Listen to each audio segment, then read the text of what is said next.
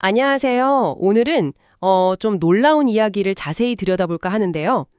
2014년에 해명이라는 분이 공유한 개인적인 경험인데 이완하고 특정 호흡 수련을 통해서 줄었던 키가 다시 자랐다는 그런 내용입니다.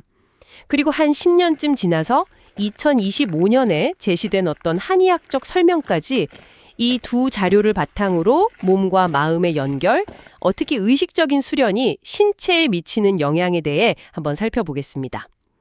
이게 개인의 체험담이 과연 과학적으로 설명될 수 있을지 그 가능성을 같이 한번 보시죠. 네, 정말 흥미로운 주제네요. 보통 명상이나 이완 수련하면 심리적인 안정, 스트레스 감소 이 정도로 생각하기 쉬운데 키성장이라는 아주 구체적인 물리적 변화랑 연결짓는 건 흔치 않죠. 오늘 주신 자료들 보면서 이 주장의 근거가 뭔지 또 맥락이 어떤지 한번 짚어보겠습니다. 좋습니다. 그럼 먼저 2014년 1월 6일 해명님의 기록부터 시작해볼까요? 이분이 이제 이완 상태에서 숨을 들이쉬는 데 집중하면서 10초 정도 숫자를 세는 그런 방식의 호흡 수련을 시작했다고 합니다. 그랬더니 의식이 아주 뚜렷해지고 행복감이 느껴지고 심지어 밤샘 수련, 철야정신이라고 하죠. 그걸 하고 나서도 몸이 가벼워졌다고 해요. 몸과 마음에서 되게 긍정적인 변화를 경험하신 거네요. 근데 여기서 가장 눈에 띄는 부분은 역시 네, 바로 그 키 변화입니다. 이완 수련 시작한 지 딱 50일 만에 이전에 건강 문제로 줄었다고 하는데 그 키가 무려 3cm나 다시 자랐다. 이렇게 기록되어 있어요. 3cm라니 저도 순간 어깨를 좀 파게 되는데요. 하하하, 그럴 수 있죠. 당시 적광이라는 스승님의 반응도 좀 재밌어요. 이완이 되면 키가 자라는 것을 체험했다. 이렇게 댓글로 인정은 하시면서도 거기서 멈추지 않고 몸과 마음에서 벌어지는 일을 물리적, 과학적으로 설명할 수 있도록 사색하라. 이렇게 격려를 하셨다는 점. 그러니까 단순한 신비 체험을 넘어서 이해를 좀 추구해봐라. 이런 거죠. 주변 다른 수행자분들도 축하한다. 나도 2cm 컸다.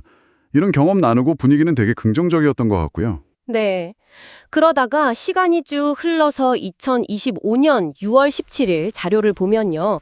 해명님이 그 키 성장이 일시적인 게 아니었다. 현재까지 유지되고 있다. 이렇게 밝히고 있습니다. 그리고 이 현상을 설명하려고 해의숨 한의원 원장이라는 분의 설명을 인용하는데 인체 근육과 신경 전문가라고 소개가 되네요. 네, 이 설명의 핵심은 이런 것 같습니다.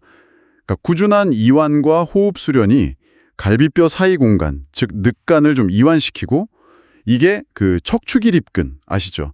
척추 따라서 길게 몸 지지하는 근육, 그 근육 기능 회복에 영향을 준다는 겁니다. 그러니까 중력 같은 것 때문에 눌리고 좀 굽었던 척추가 이 관련된 근육들이 제 기능을 찾으면서 원래대로 펴지고 그 결과로 숨어있던 키가 드러난다. 이런 물리적인 설명인 거군요. 여기에 세포 에너지 공장, 미토콘드리아 기능 회복이라든지 아니면 뇌가 소성, 그 뇌가 경험에 따라 신경 연결을 바꾸는 능력 같은 거요. 그런 것까지 언급하면서 좀 더 깊은 수준의 변화를 이야기하고요. 맞습니다. 제시된 설명은 결국 이완과 호흡이라는 그 의식적인 행위가 단순한 기분 전환을 넘어서 실제 우리 근골격계 정렬에 영향을 미칠 수 있다. 이런 가설을 제시하는 거죠. 갈비뼈 주변이랑 척추 근육 상태가 개선되면서 자세 교정이 되고 그게 키가 커지는 효과로 나타날 수 있다. 이런 논리입니다. 물론 여기서 중요한 전제 조건으로 충분한 단백질 섭취를 또 강조해요. 단백질 섭취요? 네, 근육을 만들고 유지하는 데 필수적이니까요. 개선된 자세를 계속 지탱하려면 그럴 힘이 필요하다. 이런 이야기겠죠. 그렇군요. 그냥 숨만 잘 쉰다고 되는 게 아니고 몸의 재료가 되는 영양 같은 것도 잘 뒷받침되어야 하는 거네요. 그렇죠. 그리고 충분한 산소 공급이 몸과 마음의 평화로 이어진다는 점. 더 나아가서 이런 수련의 궁극적인 목표는 단순히 키 크고 이런 신체 변화를 넘어서 내면의 고요함과 평화, 그러니까 진리를 찾는 과정하고 연결된다.